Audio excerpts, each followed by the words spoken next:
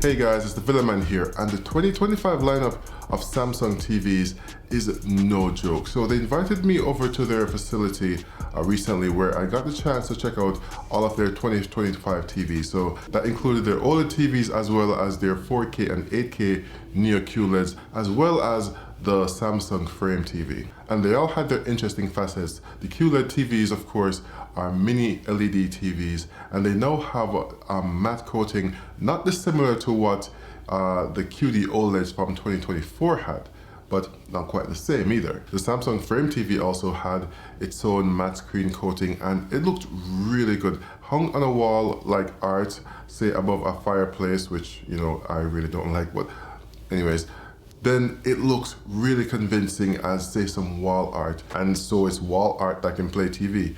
It's really well done. Colors were vibrant and it had great control of the backlight as well. But in this video, we're talking about the S95F QD-OLED TV. Now, this TV has improved from last year in that it has a second gen matte coating on the screen. And the matte coating is good for rejecting ambient light in bright room. So if you're watching TV in the daytime with a lot of windows in your room, then the TV won't be affected as much by that ambient light coming into your room. And I tested last year and it performed really, really well. In last year's model though, the effectiveness of the matte coating kind of decreased the greater off axis that you went. So I'm curious to see how that works this year, if that has improved or if not. But that's really an edge case, but it's still something worthy to note. The TV ranges in size from 55 all the way up to 83 inches, which is new for 2025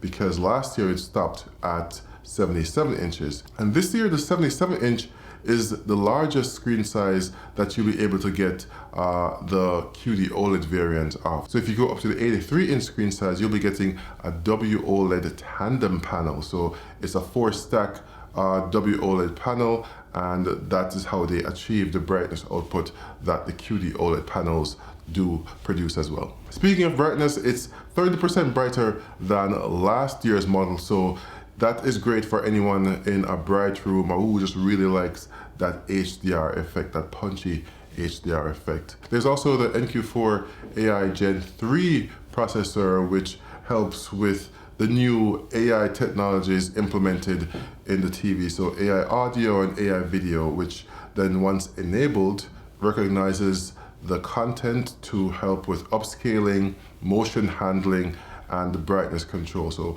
basically all facets of the picture and sound that you'll be experiencing. So let's do a quick dive into the TV and see how it performs in certain areas and how it compares to last year's model, both the S95D as well as the LG G4 OLED TVs, because those are alternatives to this TV as well. Tone mapping on the S95F is top notch.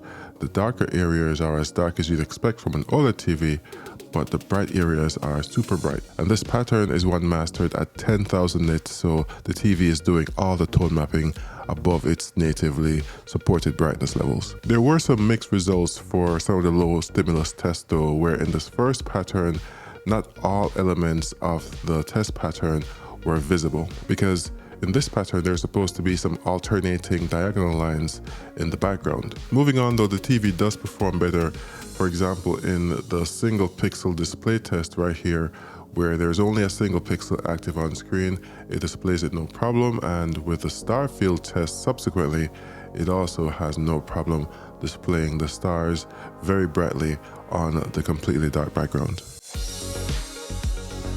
Speaking of bright objects on a dark background, let's test the TV's image retention by using a bright slide on a dark background to see how long the TV retains the image after the stimulus is gone. And it takes about a minute for the screen to be fully cleared up, which is better than the minute and a half it took for the S95D to be cleared up when I tested it compared to the LG G4 last year.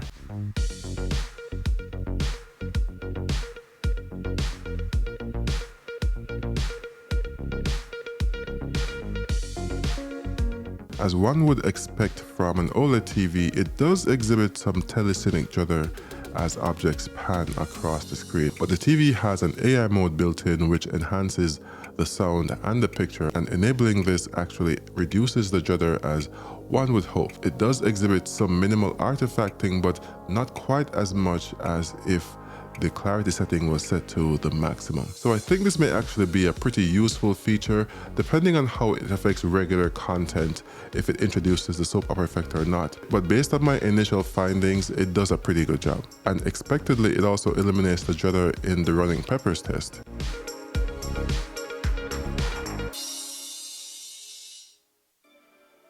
Testing for posterization and how good the TV reproduces gradients using the quantization test results in what we've seen in the past, especially from the S95D, where it works really well, especially on 10-bit sources. There is some posterization on the 8-bit sources, but not quite as much as I've seen on other TVs, so it does relatively well there. The shadow elements really do exhibit some smooth gradients, and that's a benefit of the QD-OLED technology that the TV uses.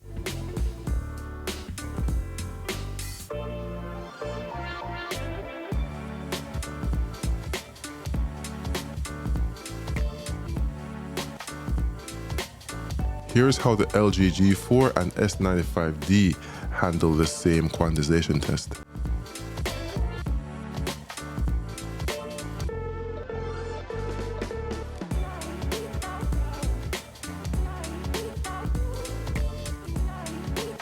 The S95F is a really bright TV regardless of technology, whether it be compared to a mini LED or another OLED. And once I get one into my room, I'll be able to test it more in depth to see just how bright it gets, whether that be full field or on a window. But just from my time evaluating the TV in a room with light control but with lights on, it's definitely a top tier performer as far as color volume and brightness goes. And in last year's model, because of the matte coating on the screen, then there was some issues with the raised black levels, especially in a bright room. But I think that actually enhanced the picture for bright room performance, but that's been very subjective and some people don't like it. I'll get the chance to see just how well this S95F performs in a bright room with some serious ambient light coming into the windows as well.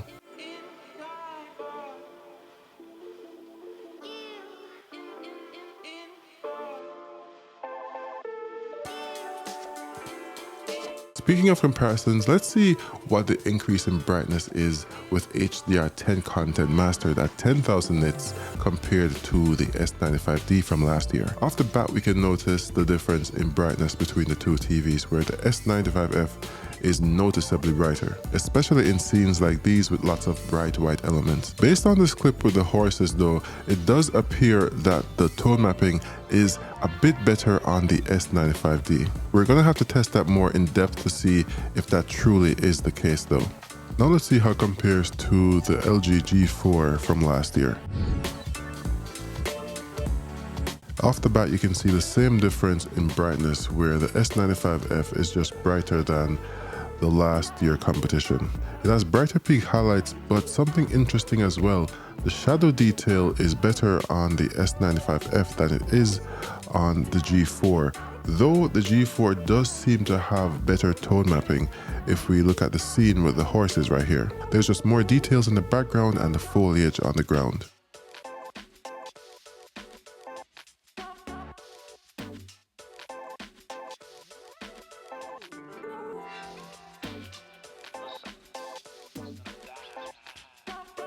Again, these are more examples of just how much the peak brightness is higher on the S95F than it is on the G4. The G4 using LG's MLA micro lens array technology on their AWOL panel, while the S95F uses Samsung's QD-OLED technology.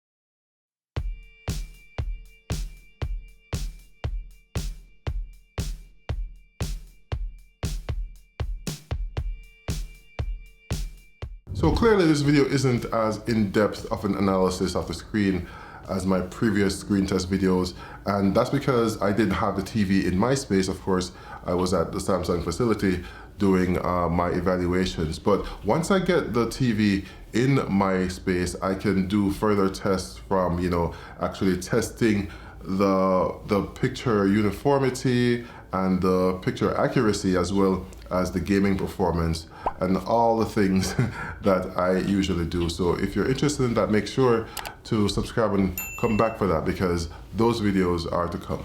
I think I'll also be comparing it to the Sony Bravia 8 II OLED TV, because why not, right? So let me know your thoughts about these TVs in the comments, and if you're in the market in 2025 for a new TV, because in 2025, basically all the TVs are just substantially brighter than they were in 2024. So if you have, say, like a G4 behind me, then do you feel like you missed out at all or not? Let me know in the comments. I've left links in the description if you want to check out the TV some more, or buy one for yourself, of course. Anyways, until next time, this has been your friendly neighborhood villain man saying be safe and peace.